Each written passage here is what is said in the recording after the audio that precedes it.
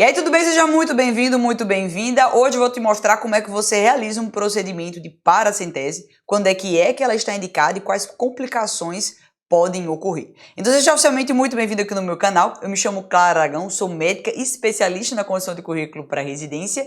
E aqui no meu canal eu te mostro como você pode ir bem na faculdade de medicina, te passando várias estratégias, vários macetes, mas também eu te mostro como você pode construir um currículo de destaque para sua residência médica dos sonhos. Então seja muito bem-vindo aqui no meu canal. Já deixe seu like aqui abaixo e também já se inscreve para não perder nenhum conteúdo. E bora lá para o nosso conteúdo para te explicar realmente o que é uma paracentese e em que momento você vai estar realizando.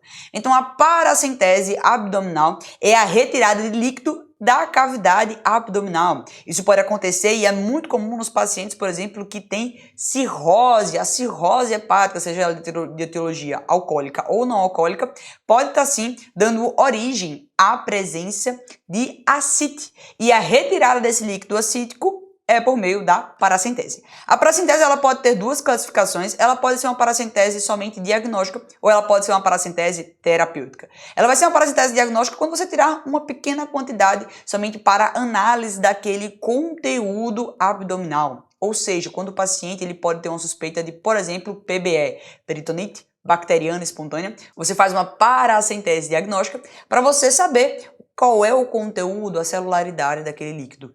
Já quando você faz uma paracentese terapêutica, é quando você retira 5 litros de líquido da cavidade abdominal. Você pode estar dizendo assim, meu Deus, é muito líquido! E é mesmo, é líquido pra caramba. E às vezes você tira até bem mais do que 5 litros de uma cavidade abdominal. E claro, em quais situações eu devo fazer uma paracentese? É interessante também mencionar que existe um outro procedimento muito semelhante à paracentese, que é a pericardiocentese, que a paracentese abdominal é retirada do líquido abdominal e a pericardiocentese é retirada do líquido do pericárdio. É interessante mencionar que quando é que eu vou estar fazendo esse procedimento? Mais uma vez, quando eu estiver avaliando um paciente que chegou novo com um ascite que eu nunca vi, um ascite, por exemplo, que ela é de repetição, ou então quando o paciente ele está com deteriorização clínica, ou seja, o líquido abdominal está dificultando ele inclusive respirar, ele não consegue respirar. Então sim, essas são algumas das indicações que você tem para estar realizando esse procedimento. Uma vez que você decidiu por realizar esse procedimento da paracentese, agora você vai ter que adotar algumas medidas, como o primeiro passo será informar o paciente que ele vai estar sendo submetido a um procedimento. Esse procedimento ele é super simples e ele pode sim ser realizado no leito, tá bom? Não precisa ir para o centro cirúrgico. Existem algumas situações em que você vai precisar de um especialista realizando ou algumas situações em que realmente vai ser preciso ir para o centro cirúrgico, é quando eu tenho aqui uma ascite complicada e que, por exemplo, eu tenho aqui, ao invés de ter um líquido livre na cavidade abdominal, ele está loculado. E bom, claro, como é que eu posso saber se esse líquido ele move na cavidade abdominal ou não? Você pode fazer alguns testes semiológicos com esse paciente, como por exemplo o teste da massa 6 móvel, que você vem, percute o abdômen do paciente de um lado, pede para ele deitar e percute novamente desse outro lado. Quando você tem essa massa 6 móvel é porque o líquido ele está livre na cavidade abdominal. Um ponto importante é você primeiro identificar o local em que você vai fazer essa punção. E um ponto interessante e anatômico que você tem que prestar atenção é que o seco, certo? Ele está fixo. Então, quando eu vou na paracentese introduzir uma agulha, eu tenho que me preocupar se eu vou ter uma perfuração intestinal. E o que nós sabemos é que anatomicamente o seco ele está mais fixo nesse local. Ou seja, o que eu tenho que prestar atenção é que anatomicamente o seco está localizado aqui na fossa ilíaca direita.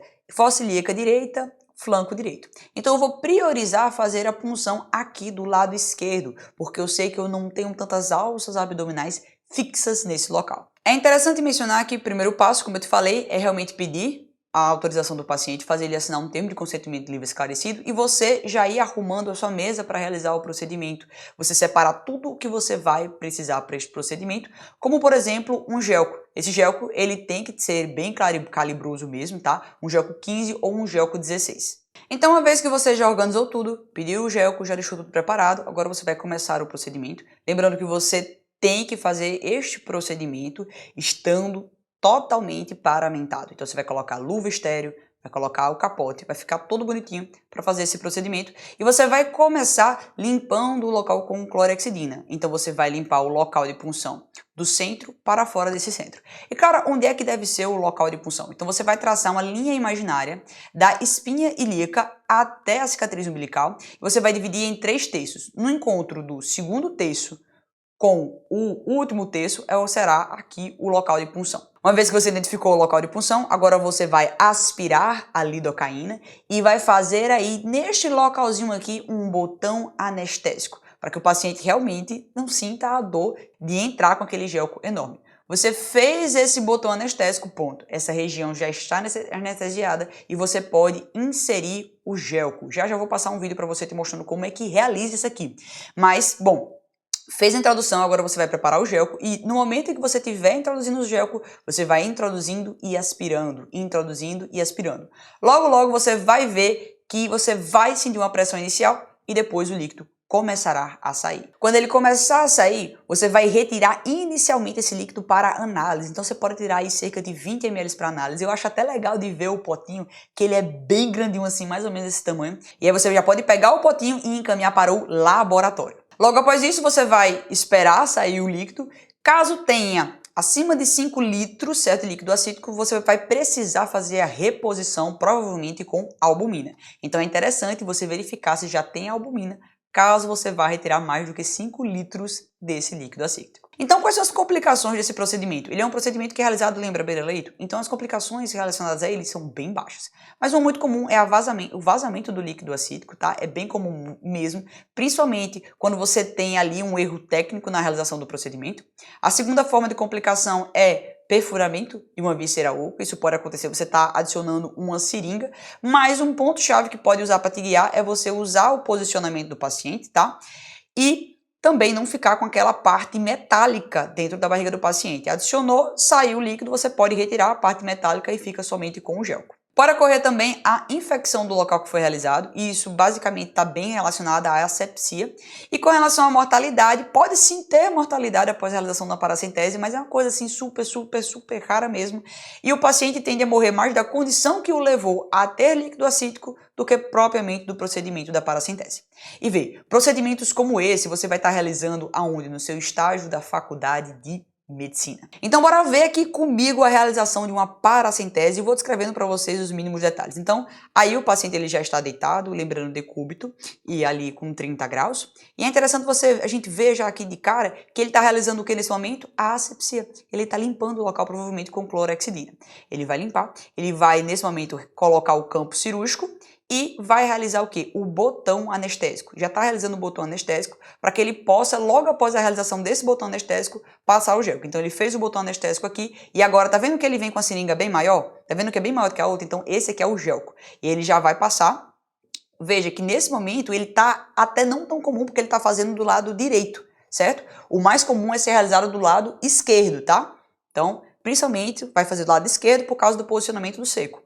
Então vamos lá, ele está fazendo desse lado direito, tudo bem. Coletou 20 ml iniciais, aí foi bem menos eu acho na realidade, mas para fazer o que? A análise.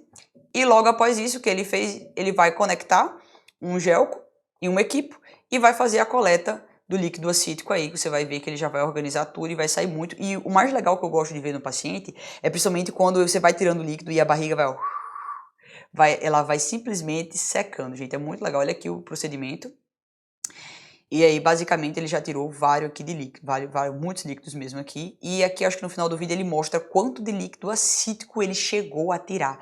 Lembrando, quanto maior a quantidade de líquido que você tira, você tem que fazer a reposição de albumina, tá? Então você precisa sim fazer a reposição de albumina nesse paciente. É interessante mencionar que oportunidades como essa você vai estar encontrando onde? Nos estágios na faculdade de medicina. E para que você consiga entrar nesses estágios que hoje está extremamente concorrido, por quê? Você tem muito estudante de medicina e pouco campo de estágio. E às vezes você está no seu dia a dia na faculdade de medicina, tendo que partilhar o mesmo paciente com 5 colegas, 6 colegas. Depois coloca aqui abaixo nos comentários quantas pessoas tem no seu grupo da faculdade de medicina. Isso é uma coisa muito séria. Então, para você criar segurança e trabalhar como médico futuramente, você vai precisar fazer estágio. Só que, cara, como é que eu consigo realizar um estágio na minha faculdade de medicina? Um grande passo é você já preparar seu ciclo básico e clínico para que você construa um currículo de destaque para que você consiga pleitear vagas de estágio. Então, por exemplo, essa minha aluna aqui, ela conseguiu fazer um estágio em UTI com o currículo dela, ou seja, ela vai fazer diversos procedimentos como intubação, acesso venoso central, entre outros que são procedimentos realizados dentro da UTI, e ela vai pegar mão, que com certeza isso, quando ela for dar plantão após formada, vai sim fazer total diferença na segurança que ela for ter. Só que, para ela chegar a esse patamar, ela precisou pensar antes e começar a construir o currículo, começar a adicionar coisas no currículo que realmente tornassem relevante para pontuar na residência e para conquistar boas oportunidades no currículo para a faculdade de medicina. E é exatamente isso que eu falo para vocês aqui todos os dias no meu canal. Então, se você quer aprender como construir um currículo de destaque para sua residência médica dos sonhos, já me segue, que todo santo dia você vai me ver tanto no Instagram falando aqui, como toda semana tem vídeos aqui nesse canal. Então, espero que você tenha gostado. Um grande abraço para você e eu te vejo no próximo vídeo.